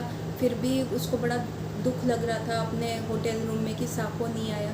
फिर भी वो वहाँ से बुक डिस्ट्रीब्यूट करके वापस मंदिर वापस आ जाता है। तो वहाँ पे दरवाज़ा खोलते ही उसको साको मिलता है, तो वो बड़ा हैप्पी होता है कि फाइनली साको को कुछ नहीं हुआ। सो इस टाइम भी उसको लग रहा था कि साको जो है हमें मिलेगा, अब दोबारा हम साको से मिलेंगे। तो वो क्या करता है, वो अपनी आर्मेनिया का फ़्लाइट ले लेता है, कुछ पैसे अपने दोस्तों से मंगाता है और आर्मेनिया का फ़्लाइट लेके अपनी फैमिली से मिलता है। तो उसकी माँ और बहन उससे बहुत मिलती हैं, धीरे धीरे सारे नेबर्स आके उससे मिलते हैं, सब उससे पूछते हैं, रोते हैं, खुश होते हैं। और गागो जो है उससे पूछता है कि साको के बारे में आपको कुछ पता चला, तो सब मना कर देते हैं, हमें नहीं कुछ नहीं पता। तो गागो कहता है ठीक है अभी देखते हैं, क्योंकि 15 दिन के बाद, जब इनकी रिलीज़ के बाद, इनको वहाँ के पुलिस स्टेशन में जाके जिसको है अपना अटेंडेंस देना होता है, और तब वो इनका पासपोर्ट वापस करेंगे। तो गागो को लगा कि साको कभी भी रिलीज़ होगा तो वो पुलिस स्टेशन ज़रूर आएगा। तो इतने दिनों में इसकी माँ इसको बहुत कुछ खिला रही होती है, कभी बादाम, कभी बटर, वेजिटेरियन चीज़ें बहुत खिला रही होती है, हनी खिला रही होती है। लेकिन साको इतना इमेसिएट हो चुका था, इतना पतला हो चुका होता है, उसकी भूख मर चुकी होती है, उसका पेट छोटा सा हो गया होता है, तो थोड़ा सा ही खा के उसको लगता है बस बहुत भारी हो गया और नहीं खा सकता। सो फाइनली जब वो पुलिस स्टेशन जाता है तो वो उन पुलिस ऑफिसर से मिलता है जिन्होंने उसको बार बार अरेस्ट किया होता है, पर अब अचानक से वो बड़े स्वीटली उससे पेश आ रहे होते हैं, स्माइलिंगली हैंड शेक करते हैं, बात करते हैं। तो उसको बड़ा अजीब सा लग रहा होता है, पर तब उसे समझ आता है कि जो भी कैदी लेबर कैंप से छूटता है उनके अंदर, क्योंकि इतने इनह्यूमन ट्रीटमेंट से वो गया होता है, तो उसके अंदर ना बहुत रिवेंज की भावना होती है।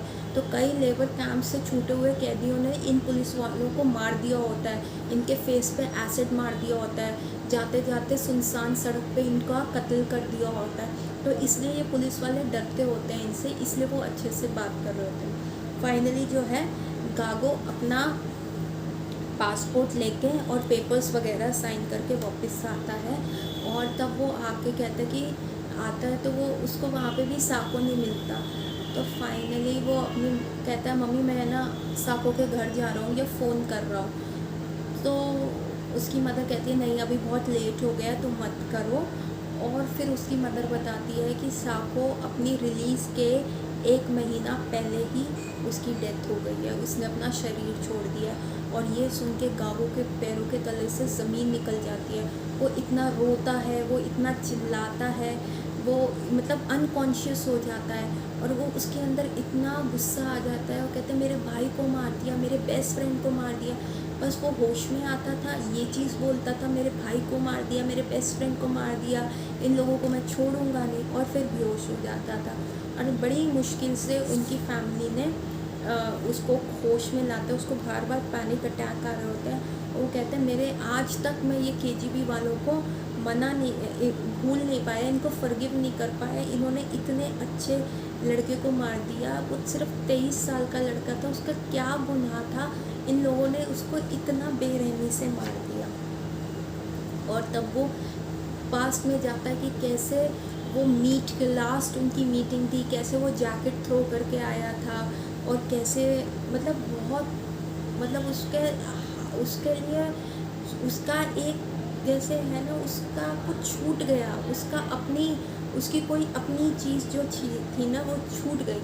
तो अगले दिन वो साको की फैमिली के पास जाता है, तो देखता है कि उसकी फैमिली ने बाहर काले रंग का कपड़ा टांगा हुआ है। इसका मतलब उनके कल्चर में ये है कि बाहर शोर मत मचाओ, ये फैमिली ऑलरेडी दुख से गुजर रही है कि उनका कोई अपना जो है चला गया है, गुजर गया है। तो साको अंदर जाता है, और जैसे उसकी माँ दरवाज़ा खोलती है, गागो दरवाज़ा के बाहर होता है, और जैसे ही साको की माँ दरवाज़ा खोलती है वो गागो को गले से लगा के कहती है ओ साको तुम आ गए। मतलब गागो में भी वो साको को देख रही होती है, और जैसे ही गागो ये सब सुनता है वो फिर से वहाँ पे अनकॉन्शियस हो जाता है, फिर से वो बेहोश हो जाता है। फिर साको के फादर उसको आते हैं, उसको होश में लाते हैं, उसको क्या कहते हैं बेड पे रखते हैं, उसको बात करने का करते। वो कहते तुम ऐसे मत करो, अब तुम ही हमारा सहारा हो, हम तुम में ही साको को देखते हैं, हमने अपना एक बेटा तो खो दिया, अब हम तुम्हें नहीं खोना चाहते। तो बड़ी मुश्किल से उसको कंडोल करते हैं, उसके जो उसकी जो फीलिंग है उसको थोड़ा सा कंडोलेंस में लाते हैं, सिंपैथी देते हैं, और कहते हैं। तो गागो उनसे पूछता है साको के बारे में, तो वो कहते हैं साको को टीबी हो गया था। वो लोग वहाँ पे कैंप हॉस्पिटल में उससे मिलने भी गए थे वहाँ पे, और वो विज़िटर रूम में 3 डेज़ रहे भी 1987 में। और उनका बेटा बहुत ज़्यादा सिक हो गया था, और वो बोल भी नहीं पाता था, चल भी नहीं पाता था, लेकिन उस समय भी वो अपनी 16 माला करता था, हरे कृष्ण महामंत्र करता था, और अपनी हेल्थ के बारे में ज़्यादा नहीं बोलता था। और वो बस यही कहता था कि पापा मैं ज़्यादा नहीं खा सकता क्योंकि मेरी भूख मर गई है। और वो पूरी रात इतना टीबी उसको हो गया था, उसकी सारी लंग्स इन्वॉल्व हो गई थी कि पूरी रात उसको खांसी होती रहती थी। कहते 3 दिन के बाद हम अपने वहाँ से उसको मिल के आ गए थे, क्योंकि साको ने उनको चिट्ठी लिखी थी कि मेरी कंडीशन ख़राब है, आके एक बार मेरे से मिल जाओ। फिर 24 दिसंबर को हमारे पास एक और चिट्ठी आई जेल वालों की, लेबर कैंप वालों की, तुम्हारा लड़का सच में बहुत बीमार है, आके उससे मिल जाओ। तो वो उससे मिलने जा रहे थे, पर वो एक दिन डिले हो गए। वो 27 दिसंबर को वहाँ पे पहुँचे, और जो साको था 26 दिसंबर को ही अपनी बॉडी छोड़ गया था, उनकी डेथ हो गई थी। और मतलब बहुत ही ज़्यादा मतलब फ्रेल कंडीशन में था। उनको एक बार बॉडी दिखाई गई, उनको बॉडी भी नहीं दी गई साको की, वो बॉडी बाद में मिलती है 1 महीने के बाद, और वो भी एक जिसको कहते हैं एक ताबूत में, लोहे के ताबूत में कैद हुई, और वो उस ताबूत को खोल नहीं सकते। अगर वो उसको खोलेंगे तो उनको पनिशमेंट मिलेगी। बस हमें उस समय साको के कुछ क्लोथ्स दिए गए, वो जैकेट दी गई, गागो को दिखाई, तो गागो को याद आया ये वही जैकेट है जो मैंने साको को दी थी जेल के अंदर। और साको जो है अपनी रिलीज़ के 22 जनवरी 1988 को साको को रिलीज़ होना था, वो जस्ट एक महीना पहले 26 दिसंबर 1987 को उन्होंने अपनी बॉडी त्याग दी। और वो सब सोच रहे हैं क्या हुआ, और उनको कुछ भी नहीं पता चला साको के बारे में कि क्या हुआ, कैसे हुआ। तो वहाँ पे फिर क्या होता है, गागो अपने दुख से उभर ही रहा होता है कि तब आत्मानंद एक डिवोटी है, उनका फ़ोन आता है कि आ जाओ अब तुम यवन में आ जाओ। वहाँ पे दमयंती माता जी भी रिलीज़ हो चुकी हैं साइकेट्रिक हॉस्पिटल से। और क्या है, वहाँ पे उन्होंने अपने ही अपार्टमेंट को क्या है एक सेंटर बना लिया है, वहाँ पे हम हरि नाम गैदरिंग कर रहे हैं। तो दमयंती देवी साको गागो को लगता है चलो मैं जाऊंगा तो थोड़ा मेरा दुख हल्का होगा। तो गागो को दमयंती देवी वहाँ पे बस ट्रेन स्टेशन पे मिलती है, दोनों मिलते हैं, दोनों बहुत रोते हैं। और जब साको उनके घर जाता है तो वो देखता है कि ऑल्टर में गागो उनके घर जाता है तो ऑल्टर में देखता है कि साको की भी फ़ोटो है। सब सची सुता की पासिंग के बारे में बात कर रहे होते हैं। और क्योंकि वो लोग अब इस समय गागो को पता चलता है कि उसका नाम सर्वभावा था और साको का नाम सची सुता था। और उनकी जो बीड्स आ रही थी, ऋषिकेश स्वामी ने इनकी बीड्स भेजी हैं, पर वो भी पुलिस ने पकड़ ली है, इसलिए इनके पास वो बीड्स नहीं आए। तो ये साको की लाइफ के बारे में, सची सुता की लाइफ के बारे में डिस्कस करते हैं कि कैसे वो हम्बल थे, कैसे वो बुक डिस्ट्रीब्यूशन में रहते थे, कैसे वो हरि नाम एक मतलब हरि नाम के प्रचार में, बुक्स के प्रचार में लगे रहते थे। तो उन्होंने अब यहाँ पे सब गागो के बारे में पूछ रहे थे, तुम्हारा कैसा एक्सपीरियंस रहा, सारी चीज़ें गागो उनको बता रहा था कि कैसे लेबर कैंप पे उनके साथ टॉर्चर हुआ। और फिर उन्होंने देखा तो अब यहाँ पे गागो भी पूछ रहा था कि भाई तुम बताओ, मैं जब वहाँ पे था तो हरि नाम कितना प्रचार हुआ, कैसे कैसे बुक्स प्रिंट हुई। तो वो सब गागो को आर्मेनियन लैंग्वेज में छपी हुई बुक्स दिखाते हैं और कहते हैं कि इसमें से एक हरिविलास प्रभु जी थे, उन्होंने एक आर्मेनियन प्रोफेसर को जो कि फ्रांस में थे उनको कन्विंस किया, और ये डॉक्टर गेगम सहानियान ने सारी ये बुक्स जो है आर्मेनियन भागवत गीता ईशोपनिषद जो है आर्मेनियन लैंग्वेज में ट्रांसलेट कर ली है, और वो बहुत अच्छे से हम वो बुक्स छाप रहे हैं और डिस्ट्रीब्यूट कर रहे हैं। और यहीं पे एक नया डिवोटी भी जुड़े थे जिनका नाम था ब्रह्मानंद पुरी, और ये सन्यास दास के जो सन्यास दास इनका सेंटर हेड होता था, जिसको साइकेट्रिक हॉस्पिटल में भी टॉर्चर किया गया था, जिसको लेबर कैंप में भी आजीवन का वास मिला था, वो भी अब जेल से छूट गए थे। इतना सब टॉर्चर करने के बाद निकलते ही इन्होंने बुक प्रिंटिंग ब्रह्मानंद पुरी के साथ मिलकर करनी शुरू कर दी थी। अब वहाँ पे बहुत बड़ा फीस्ट होता है, और गागो इतना अच्छा खाना देख के, इतने सालों के बाद इतना अच्छा वेजिटेरियन फूड देख के उसका मन कर रहा होता है वो सारा खाए, लेकिन वो थोड़ा ही खा पाता है क्योंकि उसका पेट जो था वो बहुत छोटा सा हो गया, तो उसके पेट मतलब उसकी भूख बहुत कम हो गई थी, लेकिन वो थोड़ा थोड़ा वहाँ से लेता है। फिर वहाँ के डिवोटीज उनको मायापुर का वीडियो दिखाते हैं, बहुत सारे डिवोटीज़ की फ़ोटो दिखाते हैं, तो गागो बड़ा एक्साइटेड होता है कि वाह कितना अच्छा है डिवोटीज़ का संग। वहाँ पे वो ऋषिकेश स्वामी को देख पाते हैं, श्रीला प्रभुपाद की फ़ोटो जो वीडियो है वो देख पाते हैं। और फाइनली इतने सब करने के बाद, इतना प्रोटेस्ट होने के बाद 1988 में जाके जो है इस्कॉन जो है यूएसएसआर सोवियत यूनियन में रजिस्टर हो जाता है एज अ रिलीजियस सोसाइटी। और तब भी मतलब एक साको का सैक्रिफाइस, एक सच्ची सुता का जो सैक्रिफाइस गया होता है, वो एक सैक्रिफाइस की वजह से जो इस्कॉन जो होता है वहाँ पे रजिस्टर हो जाता है। और गागो ये चाहता है कि सच्ची सुता का जो सैक्रिफाइस है वो वेस्ट ना जाए, वो चाहते हैं कि उनका नाम हमेशा याद रहे। तो वो क्या करते हैं, वो सोचते हैं कि अब मैं शादी करूँगा और जो मेरा बेटा होगा मैं उसका नाम सच्ची सुता रखूँगा। और फाइनली वो एक कृष्णा कॉन्शियस डिवोटी से जिनका नाम होता है दयान विशा देवी दासी, उनसे विवाह कर लेते हैं 18 मई 1988 में। और 21 सितंबर 1990 में उनको बेटे का जन्म होता है जिसका नाम वो सच्ची सुता रखते हैं। और वहाँ पे ब्रह्मानंद पुरी जो सन्यास दास के साथ बुक्स छाप रहे होते हैं, एक बार आते हैं, वो जॉर्जिया से वापस आ रहे होते हैं, और वो साको से वो गागो से मिलते हैं, और वो कहते हैं मैं तुम्हारे लिए एक सरप्राइज़ लाया हूँ, तुम उस सरप्राइज़ को देख के बड़े ही खुश हो जाओगे। तो वो कहते हैं अच्छा तुम क्या लाए हो? कहते हैं पहले अगर मैं तुम्हें वो गिफ्ट दूंगा उससे पहले तुम्हें मुझे कोई चीज़ देनी होगी। तो वो कहते हैं ठीक है, हम तुम्हें अपने निताई सुता का एलैबोरेट फीस देंगे। तो ब्रह्मानंद पुरी उनको एक टेप दिखाता है, कहते हैं हम जॉर्जिया में घूम रहे थे, हम वहाँ पे कीर्तन कर रहे थे, बुक डिस्ट्रीब्यूशन कर रहे थे, तो वहाँ पे हम हरि नाम ले रहे थे। तो एक बंदा आया, उसने कहा कि मैं तुम्हारे एक डिवोटी के साथ रहा हूँ, लेबर कैंप में रहा हूँ, और मैंने उसको देखा है जिसके प्राण जो थे लेबर कैंप में चले गए थे। और एक ही डिवोटी था, वो थे सच्ची सुता दास, जिनके जो प्राण थे लेबर कैंप में चले गए थे। तो उन्होंने वो प्रॉपर रिकॉर्ड किया हुआ है कि सच्ची सुता जी के लास्ट 3 मंथ्स, साखू के लास्ट 3 मंथ्स उस लेबर कैंप में कैसे गए। तो वो बताते हैं कि वो व्यक्ति बताता है कि मैं एकदम एथिस्ट था, मैं भगवान के अस्तित्व को नहीं मानता था, लेकिन सच्ची सुता इतना अच्छा प्रीच करते थे, सच्ची सुता इतनी सारी चीज़ें बताते थे, और उनके बारे में उनका स्वभाव, उनकी हम्बलनेस देख के और उनकी कृष्ण के प्रति इतनी प्रगाढ़ फेथ देख के मैं भी टर्न हो गया, और मैं उनसे सुनता था कि कृष्णा कैसे हैं, क्या है। ही ट्रांसफॉर्म्ड मी। कहते वो इतने बीमार हो गए थे कि वो चल भी नहीं पाते थे, और मैं भी उनके साथ, मैं भी बहुत बीमार था, तो हम दोनों हॉस्पिटल में थे।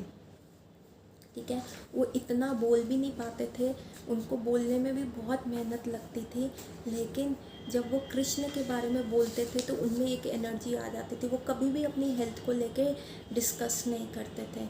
जब वो हॉस्पिटल में थे तो वो सारे उन लोगों से रिक्वेस्ट करते थे गार्ड से कि तुम मेरे को 2-3 बॉइल्ड पोटैटोज़ दे दो और 1 गिलास दूध का दे दो, बस मुझे और कुछ नहीं चाहिए।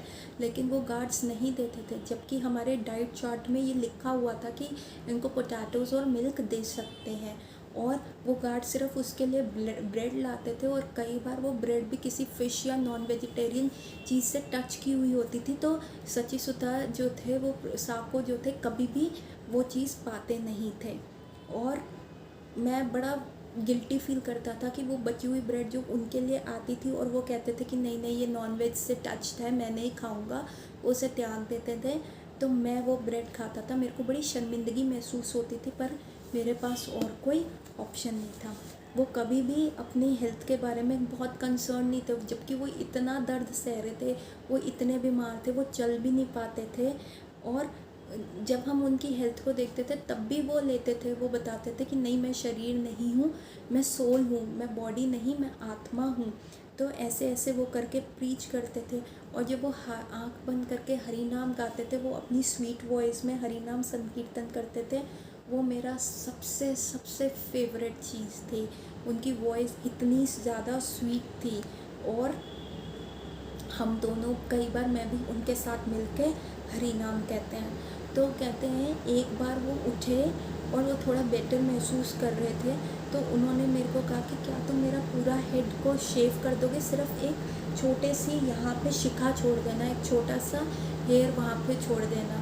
तो मैंने पूछा ऐसा क्यों चाहते हो? उन्होंने कहा बस तुम क्या मेरे लिए इतना कर दोगे? तो कहते हैं, मैंने कहा हाँ ठीक है मैं ये कर सकता हूँ। तो मैंने उनका पूरा हेड शेव कर दिया, और जैसे उन्होंने कहा था एक छोटी सी शिखा रख दी। फिर एक नैरो सा टॉयलेट था, वो वहाँ जाके उन्होंने स्नान किया, पता नहीं बड़ी मुश्किल से उन्होंने स्नान किया। और जो वहाँ की हॉस्पिटल की बेडशीट थी वाइट कलर की, उसको उन्होंने पता नहीं धोती की तरह पहन लिया, और टूथपेस्ट से उन्होंने तिलक, वैष्णव तिलक अपनी बॉडी के 12 जगहों पे वो वैष्णव तिलक लगाए, माथे पे, गर्दन पे, पेट पे, छाती पे, हाथों पे दोनों, और उद्र पे पीछे, जहाँ पे 12 जगह पे वैष्णव तिलक लगता है कि मतलब अब आपकी बॉडी जो है टेम्पल है, और आपके हृदय में ठाकुर जी जो है विराजमान है, ऐसे डीटीज़ की तरह।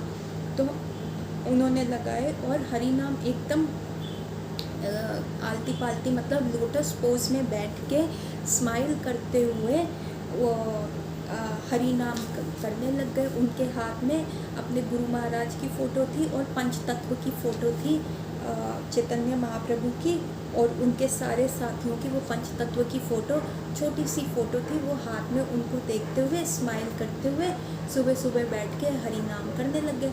तो वो माला जपते थे, वो कॉमन था। तो तो मुझे भी लगा कि सही है। और फिर मेरे को डॉक्टरों ने बता दिया कि मेरे को इंजेक्शन लगाना था, क्योंकि मैं भी बहुत बीमार था। तो हार्डली मैं उनको छोड़ के 20 मिनट्स के लिए गया, मैं वापस आया तो फिर भी वो मैं देख रहा हूँ वो स्माइल कर रहे हैं और माला कर रहे हैं। तो मैं लेट गया उनको देखते हुए, मैं न्यूज़पेपर पढ़ रहा था। तो तब मैंने इनको थोड़ी देर बाद नोटिस किया कि वो माला तो नहीं कर रहे, बस वो स्माइल कर रहे हैं और उनकी आंखें बंद है। तो मैंने उनसे पूछा, तुम क्यों हंस रहे हो, तुम क्यों स्माइल कर रहे हो, तुम माला क्यों नहीं कर रहे? तो मेरे 2-3 बार पूछने पे भी उन्होंने कोई जवाब नहीं दिया। फिर मैंने 2-3 और अलग से सवाल पूछे तो भी उन्होंने जवाब नहीं दिया। तो मेरे को थोड़ी फ़िक्र हुई, तो मैं उनके पास गया और जैसे ही मैंने उनको हल्का सा झटका दिया वो गिर गए। तो मुझे पता चल गया कि उनका जो सोल है, जो वो हमेशा कहते थे कि there is a difference between soul और बॉडी, वो बॉडी यहाँ रह गई और उनका सोल जो है भगवान के पास चला गया है। तो वो कहने लगा, कहते मैं इतना ज़ोर से चीखा, डोर को बैंग किया, वो गार्ड्स आए, वो उनकी बॉडी लेके जाने लगे और मैंने उन मतलब मैं बहुत रोया, मैं बहुत ज़्यादा रोया उस चीज़ को लेके। मुझे बहुत दुख लगा इन सारी चीज़ों को देख के। मैं तुम्हारे पर जो भी था, मैं तुम्हारे दोस्त की तरह मरना चाहता हूँ, जैसे वो गए मैं वैसी मृत्यु चाहता हूँ, स्माइल करते हुए, अपनी मर्ज़ी से, अपनी इच्छा से छोड़ के। कि अब यहाँ पे ये सारी चीज़ें सुनने के बाद गावों को और वो सारे डिवोटीज झरझर करके उनकी आंखों में से आंसू आने लग गए। गावों की वाइफ दिव्यांशी, गावों की जो वाइफ थी दयान विशा देवी माता जी की भी आंखें एकदम वो भर पड़ी, रो पड़ी। और सची सुधा सच में एक भक्त थे जिनको कृष्ण स्वयं उनका हाथ पकड़ के वापस ले गए। वो हरि नाम, उनको पता चल गया था कि आज उनका आखिरी दिन है। उन्होंने स्नान किया, शिखा रखी, अपनी बॉडी पे टूथपेस्ट से निशान बनाए और इच्छा मृत्यु करते हुए अपना देह त्याग दिया। तो ये सच में सची सुधा जो है प्योर डिवोटी है। तो ये सब सुनने के बाद मैं भी पूरी रात रोता रहा, मेरी वाइफ भी पूरी रात रोती रही। और फाइनली मैंने ये डिसाइड किया कि मैं सची सुधा की जो है एक स्कल्पचर, जो उनकी मूर्ति है, वो अपने घर में रखूँगा। और मैंने एक जगह बात भी करी, पहले मैंने छोटी मूर्ति का सोचा था, नहीं, लेकिन फिर मैंने फुल साइज़ सची सुधा की मूर्ति बनाने का सोचा और मैंने ये कॉन्ट्रैक्ट ले लिया। कहते हैं इस्कॉन के रजिस्टर होने के बावजूद भी वहाँ पे बहुत सारी पुलिस हमारी कभी हेल्प नहीं करती थी, पुलिस हमेशा ट्रबल करती थी। तो हमारे जो नेबर्स थे वो बहुत शोर, जब भी हम कीर्तन करते थे या फीस्टिंग करते थे वो आते थे, हमें डराते थे, धमकाते थे, हमारा सामान ले जाते थे, तोड़ फोड़ करते थे। हम पुलिस को कंप्लेंट भी करते थे पर पुलिस हमेशा उनका साथ देती थी। तो क्या हुआ, एक बार संडे का फीस्ट हुआ था, संडे लव फीस्ट हुआ था। तो हम प्रसादम, मेरी वाइफ प्रसादम लेके नेबर्स के यहाँ चली गई।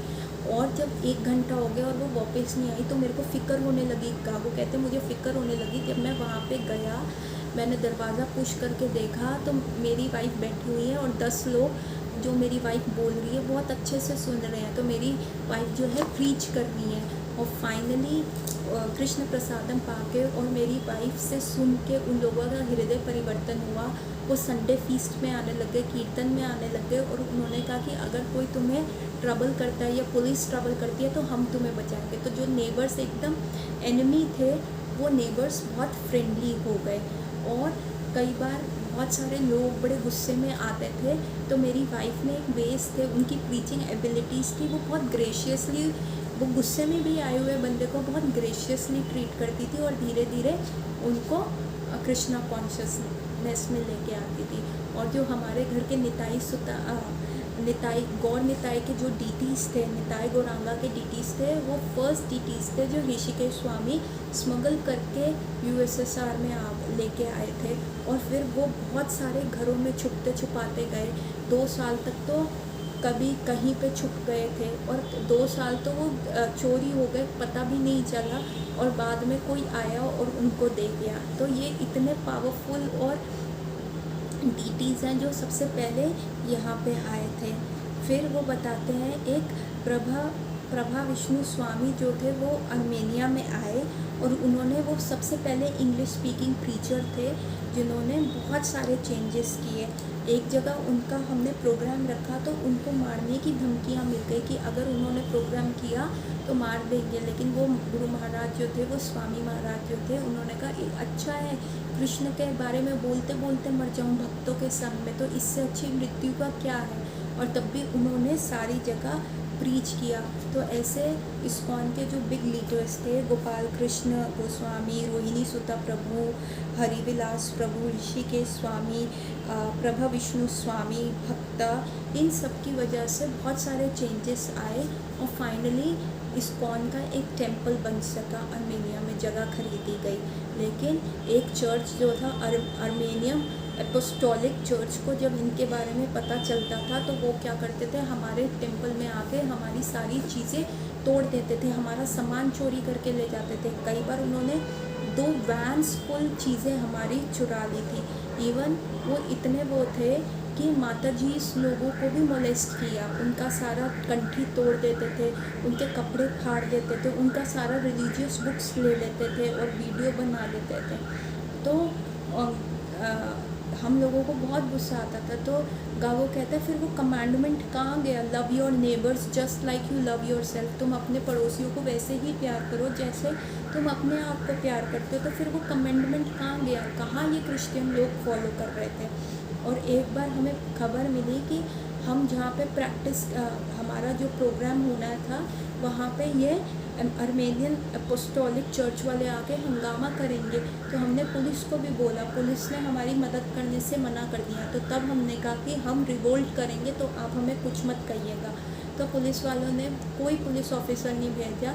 तो ये सारे डिवोटीज रॉड्स और आयरन की चीज़ें लेके तैयार हो गए कि अगर ये लोग आके सारी ऐसी हरकतें करेंगे तो हम जो है इनको मारेंगे। और फाइनली ऐसा ही हुआ, ये लोग आए और इनको था कि ये डिवोटीज़ तो बड़े हार्मलेस हैं, ये तो उठाएंगे नहीं, ये तो बिल्कुल कुछ नहीं करते, ये तो बस माला करते हरे कृष्ण करते हैं। पर जब उन्होंने डिवोटीज़ का ऐसा रिवोल्ट उग्र रूप देखा तो उनके होश ठिकाने आ गए। तो बहुत मारपीट हुई और फाइनली जब पुलिस आई तो वो कुछ डिवोटीज़ को ले गई अपने साथ, पर कुछ दिनों में उनको छोड़ दिया गया। और फिर भी इतने सारे रिवोल्ट के बाद, गवर्नमेंट के सैंक्शन होने के बाद भी बहुत बुक डिस्ट्रीब्यूशन चलता रहा, बहुत सारे डिवोटीज़ जुड़ते रहे। और आज उन्हीं डिवोटीज़ की उन्होंने इतना सैक्रिफाइस किया, इतने ट्रबल्स है, उसी वजह से आज 100 बिग और स्मॉल टेम्पल्स जो हैं यूएसएसआर में है। और आगे भी ये प्रचार बढ़ता जा रहा है। अभी और भी है स्टोरी का, आज बहुत बड़ी क्लास हो गई है तो आज हम इस क्लास को यहाँ करेंगे। आज कितना इमोशनल हो रहा। और सबसे जो क्लास का अट्रैक्शन था कि कैसे एक भक्त ने इच्छा मृत्यु प्राप्त करी, कैसे उन्होंने इतने 23 ईयर्स एज में, 21 साल में वो कृष्णा कॉन्शियसनेस में आए सच्ची सुता प्रभु, और उन्होंने कैसे अपने आप को मैच्योर किया। इतना ज़्यादा प्रॉब्लम सहते हुए भी वो अपने आप को इतना भगवान के धाम वापस जाने के लिए इतना सशक्त उन्होंने बनाया। तो सच्ची सुता प्रभु की जय। हम उनसे प्रार्थना करते हैं कि हमारे अंदर भी ऐसा भाव आए, हमारे अंदर भी हरि नाम करने की इतनी प्रगाढ़ता है, इतना टेस्ट आए कि कोई भी विपरीत परिस्थिति क्यों ना हो, हम कभी भी हरि नाम ना छोड़ें। सो विद दिस मैसेज, साको और गावो की आगे की कहानी हम अगली क्लास में सुनेंगे। और हाँ, इसका एक पिक्टोरल वीडियो भी मैं बनाऊंगी, जो ब्लेड्स का, जो पेन्स का, जो बीड्स का, कैसे वो सारी चीज़ें का जुगाड़ वो करते थे। और सच्ची सुता प्रभु की, गावो की, सबकी फ़ोटोग्राफ्स जो इस बुक्स में सारी फ़ोटोज़ हैं, उसका एक वीडियो भी आने वाले टाइम में होगा। तो आगे भी बहुत कुछ है इस सॉल्टेड ब्रेड सीरीज़ में। तब तक के लिए हरे कृष्णा।